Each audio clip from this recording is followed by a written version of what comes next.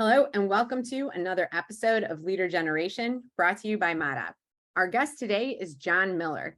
He is the co-founder at Engagio and Marketo, a couple of platforms I'm sure you recognize, and today serves as the CMO at Demandbase. Jon, thanks so much for joining us. Absolutely. Looking forward to our chat. So I know a lot of people are familiar with Engagio and Marketo. Tell us a little bit about your role today as CMO at Demandbase and what you're most looking forward to in the next 6 to 12 months. Sure.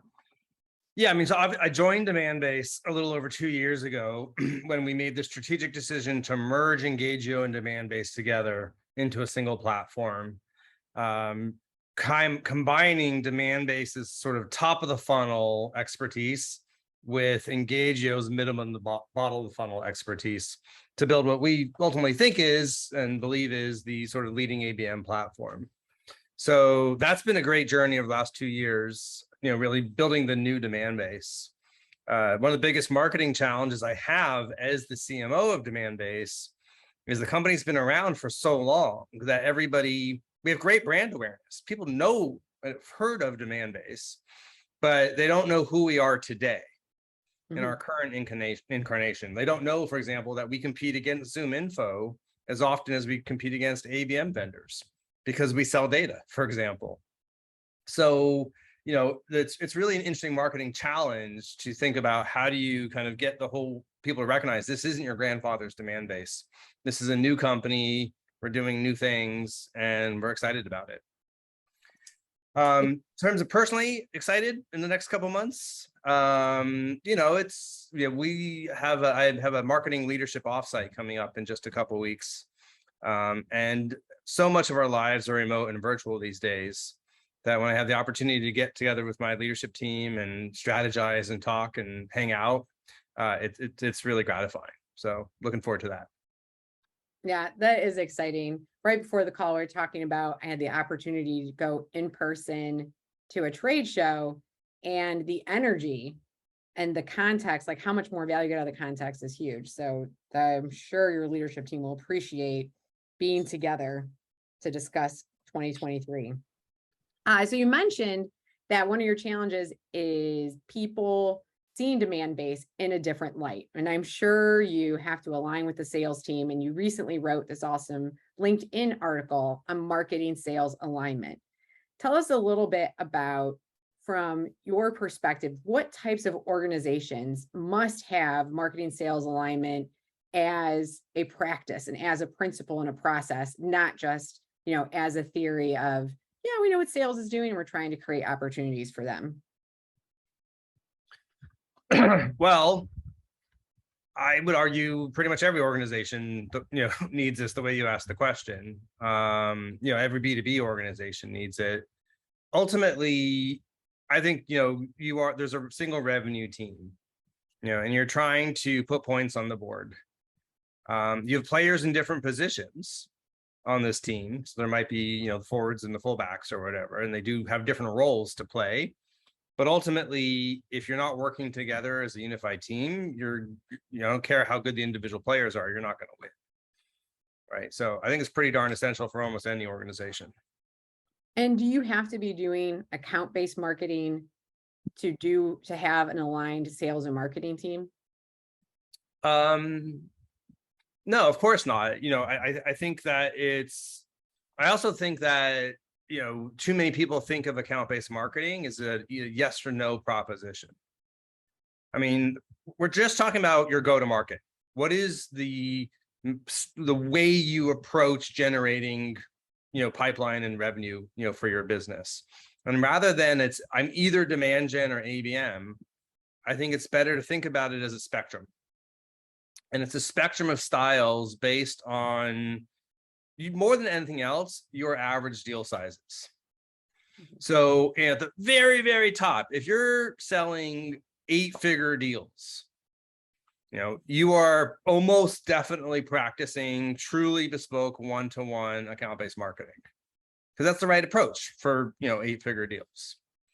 If you're doing mid 6-figure deals, right, you're probably going to practice what I call one-to-few style of ABM, which is still very focused on accounts, but a little bit more focused on individual segments, micro segments, as opposed to truly markets of one.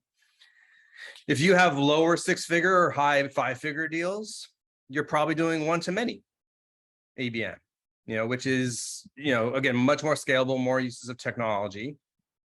And maybe if you're in like the mid-5s, you're doing what I call just targeted demand gen, which is traditional ABM tactics, but focused on specific named accounts. Or you might do regular demand gen, broad-based demand gen to a market, if you're below that, or you might have inbound or PLG, even at the lower end of that. Very few companies fit into just one of those little micro bands. Most companies, including Demandbase, span across. And so you're going to have more than one style to your go-to-market. And there's nothing wrong with that, but what those all have in common still is that, well, except for PLG, where sales is kind of out of the picture until later, but even then, they're still part of the long-term picture. What they all have in common, right, is still there's a revenue team. Mm-hmm. The way that team works might be slightly different, right? At the very lower end of demand gen, right, it might look more like a relay race, where marketing does something, hands it to an SDR or a salesperson who hands it to a sales rep. Still a team. If your handoffs are broken, you're going to drop the baton and lose. So you still need to make sure the process is working. But that looks different than if you're more of the ABM style team, which is more like soccer or football, where you're going to be passing the ball back and forth as the ball moves up and down the field, right? Every case your team, maybe the team dynamics are slightly different depending on the style you're practicing. So one critical aspect of successful and cohesive marketing sales alignment is making sure those handoffs are really healthy. And something I found interesting in your article is that, the customer journey is no longer linear. And maybe a piece that's crippling those handoffs or affecting the quality is we might still be thinking of it as linear or wanting it to be linear or measuring it that way. What are some signals that you've seen that says, hey, this customer journey has evolved and it's not just happening in one linear step-by-step fashion? Yeah. I mean, I think it depends a lot, again, based on kind of your deal size, right? I mean, if you have a very simple product purchased on a credit card for a couple $100s, right, by a single person, maybe that is somewhat linear, Mm-hmm. But at least it's kind of one person, right? But the reason we start talking about ABM, account-based marketing types of things, is once you get up above about $10,000, you're guaranteed that the purchase is made by a buying committee and not a single person, which means that if you get quote unquote a lead or a response, that is just one small signal about what's happening in the broader, buying committee overall. So think about it. One person might follow something that looks a little linear in their path. Mm-hmm. 8 people, 20 people, all kind of talking with each other and interacting and intersecting at different times, are going to almost definitely follow something that looks nonlinear and very chaotic. Mm-hmm. Think about the soccer analogy I just used, right? Track the path the ball takes on the field as it tries to get ultimately into a goal, right? That looks incredibly nonlinear, and I think that's just the reality of, the way most of these buying cycles are happening, except in the most simplistic, versions of the world. And how can you, in an aligned sales and marketing practice, kind of keep tabs or better understand where that buying committee is at in their decision process and what they still need to sort of progress closer to close? Yeah, I mean, that's a really good question, because I'm also a big fan of defining and quantifying your account journey or your buying group journeys, which looks sort of linear, and so the question is, how can you have linear measurement stages on a nonlinear process? Mm-hmm. And I'm going to blur my sports analogies here just a little bit, but, imagine an American football team, right? Where, that football takes a very nonlinear path ultimately towards the touchdown, but there's still yard lines on the field. And if you know that you are on your 5-yard line, right, you probably got to punt the ball or do something far. Whereas if you're on their 5-yard line, you're probably going to run the ball in, and so knowing where you are tells you two things. One, it tells you what plays are most likely to be effective. And it also gives you a sense of how close you are to scoring, right? Your chances of scoring are much better on their 5 versus your 5. So I think that same analogy can apply to a nonlinear process. Like put the yard lines onto your field. Know right now where that account or that buying group is. Now it might go backwards, and that's okay. But by knowing where they are at any given point, it still tells you a lot about A, what plays you should run, and B, how likely are you to get them towards your goals.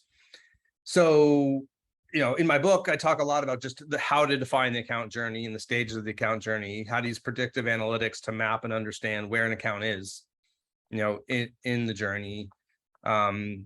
But to super oversimplify, you can basically think about just a couple of core stages, right? You could have a stage that I just call qualified, right? These are the accounts that are in your ideal customer profile and ones that you might actually want to sell to, but they are otherwise totally cold. They don't know who you are. They don't have any interest in your category.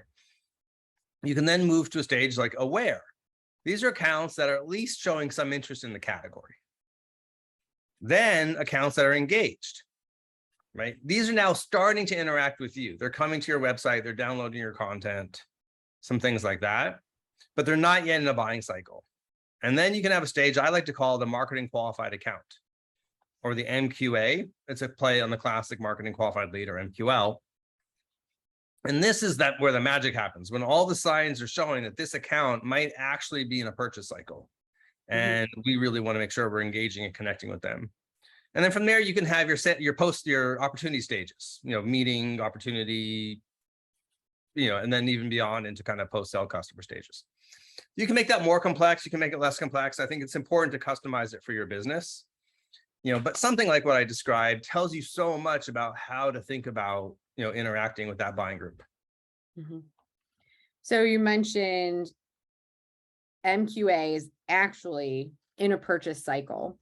What are so first I'll give you a little background. Some of our clients, maybe I shouldn't say that, sometimes us too, are very subjective around what those signals are that say someone's actually in a purchasing cycle. And maybe we're too excited about seeing, multiple email addresses come in from the same account. We're like, ooh, they're totally, jazzed now because we have 4 people from the same account. But like, what are the real signals? Like, can we make it more objective to say objectively, since this account has taken these activities, now we know they are actively in a purchase cycle? Yeah. I mean, in a perfect world, this is where you want to apply some machine learning, predictive analytics to the problem. And you want to look at 3 things. First of all, who the account is. Second of all, what are they doing with your first part, effectively in your first party world, stuff that you track on your own systems? Are they coming to your website? Are they responding to your marketing campaigns? Things like that. And then you ideally layer on third-party intelligence on top of that, in particular, intent data. And intent data is data that sort of lets you know what accounts tend to be reading and researching out on the open web. And when you see patterns in intent data, like all of a sudden these people are starting to research your topics a lot more, right? That sometimes or often is correlated with kind of, a surge in possible buying activity. So you can look at these things individually. I mean, a lot of companies just look at intent data. And if they see a high surge of intent data for an account, they think, well, that's worth at least reaching out and kind of figuring out what's going on. Or you can use the predictive models to make it more sophisticated. Look at the pattern of behaviors that your accounts follow as your other accounts have followed as they have led up to becoming opportunities. And then look for other accounts, similar looking accounts that are showing similar behavior patterns. So one last thing I do want to say, I think this is also evolving and changing over time. Back in my Marketo days, there's no such thing as intent data. Everything was based upon what they did on your site. Mhm. And that was sort of okay because people would come to your website and they would fill out a form to get your white paper and everybody was happy. Buyers today have gotten savvier. They know if they fill out a form on your website, they're probably going to get some phone calls and emails they don't want. And so they're trying to do more of the research anonymously and off of your website. And so that's where those third-party data signals have become more important. Yeah, I think that's very true. And we see people using bad email addresses all the time, or, a box where they can just push off any marketing and sales communication. So we layer in this third-party data. How or will that change as privacy laws and the use of cookies evolves over the next year or so? Well, first off, I'm one of those people who doesn't think this is happening as soon as most people think. I mean, Google's pushed it off once. They just pushed it off again like 2 weeks ago to 2024. And I think they're aligning with the industry saying, hey, this is unlikely to get pushed off until the industry has like a viable alternative. That's still a privacy compliant, viable alternative. Unified ID from the trade desk and LiveRamp seems to be a really, really good one, which is effectively a privacy compliant cookie. So first off, I don't think this is happening anytime soon. I think when it does happen, there will be reasonable alternatives in place. But for B2B specifically, we've got an advantage that the B2C marketers don't have. The reality is most of the privacy concerns are B2C related, right? People don't want to know our financial information or HIPAA information or, what we do personally. But in B2B, most of the information we want is not about the person. It's about the company, and even intent data, right, we're not, saying that, Tessa is showing intent for something. We're trying to show that the company is showing intent. So it's much less scary, if you will, from a privacy perspective. And we can also use things besides cookies like IP addresses, and so on. And obviously IP address took a big hit, in March of 2020 when we all stopped working in the office and started working from home. But you know what, we've had over 2 years now to catch up and start to really figure out which personal home addresses map to companies. And it's never going to be perfect because people change jobs and whatnot, but it's pretty good and getting better. And we've got that as a backup to cookies always. So you mentioned marketers spending more time looking at patterns, really understanding signals based on their ideal customer profile, and then also kind of setting aside these concerns about cookies going away or not, because in reality, our number one goal is to serve up content and experiences that benefit the entire company. Of all of this data that we're organizing, what of it is most valuable to sales teams to help them understand, or what do we, it's a lot. This is a lot, the journey is not linear. We're collecting all this stuff. So when is it, and what's the most important stuff to surface up to our sales team so they know when to take an action? Yeah. Well, ultimately, what salespeople have one resource really to work with more than anything else, and that's their time. Mhm. And so the most effective salespeople make the best decision about where to spend their time. And then secondarily, what should they say once they've decided kind of who to contact? But the most important thing we can do is help them prioritize their time, on the things that are going to be most effective. In a classic lead world, somebody who raises their hand and says, "Hey, I'm interested," right? That's usually worth their time, right? And that's great. And we should keep doing that as much as we can. Hand raisers are awesome, but how do you, that there's usually not enough hand raisers to completely fill what they want, their prospecting needs. All right. So how else can you kind of focus their time and efforts? And that's sort of what we talked about. I personally think for most companies, the MQA is the right approach. Like find accounts that are showing signals of being hot and in market and interested, and then, don't just reach out to one person, reach out to multiple people, at that company. Don't, I'd like to say, it's not a no till you've heard no at least a couple of times, for example. And well, we're not talking about consent. So we're talking about business B2B. just to be clear for that line. Don't want that one out of context. Yeah. So yeah, I mean, but like if we take a step back, like this sounds easy, right? Like, all right, we're gonna help people prioritize their time. Historically, this has been harder than it sounds, right? And it's been harder than it sounds, I think, more than anything else, because marketing and sales tend not to look at the same data, or certainly even in the same systems. The Marketo world was about leads. And, if you use Salesforce, one of the most common CRMs, there's a tab of, hey, here are leads, right? But, salespeople tend to be on the account tab in Salesforce because at the end of the day, they're selling to businesses, they're selling to accounts. Their opportunities are at accounts. And so you've had this world where marketing is looking at leads, sales is looking at accounts. You are literally not on the same page. And so, I think a lot of this starts with, just getting the sales and the marketing teams looking at the same data, aligning on, hey, which are the accounts that we care about? How are we going to prioritize, into those accounts? What actions or signals when, if those accounts do certain things, which one of those are worthy of notifying the sales team? It's not like a lot of stuff, but just having some of those core conversations can go such a long way.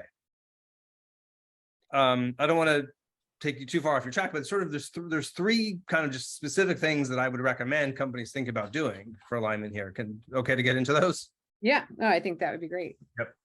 So the first one is I've alluded to, which is aligning on the accounts that matter. And, I was just talking to a company that I advised last week. They are very sophisticated with their ABM. They have scored all their accounts and ranked them and done all sorts of magic to basically come up and say, here are the target accounts. But the mistake they made is that marketing did that and then came to sales and said, here are the target accounts. And, by definition, sales is going to be a lot less bought in to that process. And instead, what I recommend is marketing should do all that analysis, score the accounts and rank the accounts and bring all this amazing data to the table, and then work with the sales team to really understand how many accounts they can have. And I'll explain that one in a second, and have the salesperson pick the accounts. So at Demandbase, each of our reps gets 5 tier 1 accounts, 30 tier 2s, and 100 tier 3s. And the rest of their accounts in their territory fall into what we call tier 4. Might be different from other businesses. That's how we do it at Demandbase. But the rep picks it. And so that marketing driven but sales owned process is my first tip, right? So that sales really feels ownership and buy-in of the accounts. The second one I recommend is defining what I call your account entitlements. So what this means is literally write down in a shared document, if we say something is a tier 1 account, this is what it means. Marketing will do these things. Also, sales will do these things. If it's a tier 2 account, this will do. If it's a tier 3 account, this is what we'll do. And then you can even talk about what we call triggered entitlements. If a tier 2 account hits the MQA stage, what will we do? Or has an open opportunity, what will we do? Writing this down, marketing does this, sales does this, ends up being your contract between the marketing and sales teams, which is great for alignment and clarity. And it also, what's cool about it is it basically will end up telling you how many target accounts you can actually have. Because you've done, too often people pick the accounts first and then say, oh, hey, this is what we're going to do to a tier 2, how to do a tier 2. But by turning it around, you say, okay, wow, I can only have 5 tier 1 accounts per rep because the way I've defined what it means to be a tier 1. So it guides that account selection process. And then the third tip I have is to implement what I call account-based stand-ups. And this is, where a rep and a marketer and a sales development rep, if you have one, get together every 2 weeks for 15 minutes. It's not a forecast call. It's a call to talk about that rep's target accounts. What's happening, and to basically coordinate the plays that we're going to run. And to, again, go back to the sports analogies, ideally marketing is bringing a playbook to the table. Here's things we can do. And the sales rep is the quarterback. They're the one calling the plays because ultimately they own the account. But the stand up is effectively your huddle, your ability to sort of, really talk about what's happening, and then coordinate the plays. And it's, these three things, none of them sound all that complicated. But just even any one of them does wonders for sales marketing alignment. You do all three, and you're definitely going to be one of the best aligned companies out there. Yeah, I love how you simplified it down into those three things, because there's so many different ways, like companies can personalize that. But I think there's a few things you said early in the conversation. One, I think a lot of B2B marketers need to understand that it's $10,000 that signals a committee buy. I know just from interviews we've done on leader generation and in talks with clients, I think they set that threshold a lot higher. They think it has to, the starting point's $100,000 or more, $200,000, and that's what signals a committee buy. And you're saying it's much lower. Well, just think about it for your own company. What needs to be involved for a purchase. I know certainly Demandbase above 10K, it's the buyer, it's their manager, it's me, it's finance. I mean, alone, right? And I bet for most companies, your own internal processes resonate with what I'm saying. No, I agree. And it's not only that, but you should be applying that same process all the way down, even for the smaller ones. And to your point, it could be a one-to-many, but if you recognize that there are multiple people in that buying decision, you get more out of that content and context, and even the salesperson's time, the more hey, it's not just this one person involved in this decision. Second piece that I thought you said that was really interesting is that it's a spectrum, that demand gen and sales and ABM don't have to be separate teams, and we're all working towards revenue. And I really like creating these playbooks underneath that spectrum and defining that up front, who's going to do what. Because then it doesn't matter if your tactics off, if you have some subjective thing for where you put top funnel versus bottom funnel, if you get that mixed up. But if you're all in agreement, this is what the marketing team's going to do and what the sales team's going to do, then you can measure it over time and make adjustments from there. You don't have to get caught up in the debate on what's a top funnel versus a bottom funnel tactic. So I really love those 2 points. And I think those are things marketers could take back and start looking at today is, how can they improve those handoffs? So my last question is more around accountability. So you mentioned there are different players on the team. What are those core metrics, and do we have shared accountability, or where can, how does marketing get measured differently than sales in this single revenue team structure? Yeah, I'm really glad that you asked that. Because it's sort of, one of my kind of favorite topics to talk about these days. So many marketers today are measured either on MQLs, which is really not a good metric for all the reasons we talked about. But most companies are beyond that, and they're measured on either marketing sourced and or marketing influenced pipeline. And I think that's actually a terrible idea. And it's the antithesis of the teamwork that I've been talking about. And most marketers know this intuitively. If a sales rep or an SDR sources a deal, marketing guaranteed has such that account, at some point in time. And you can sort of point to all the things that marketing did, even though sales rep said, hey, I sourced the deal. But, and then, I've seen with SDRs too, right? SDR prospects into account for a year, the AE finally calls in and like, hey, look, I created an op. But that's not what you want. What you want is this team thinking. Back to my soccer and football analogies.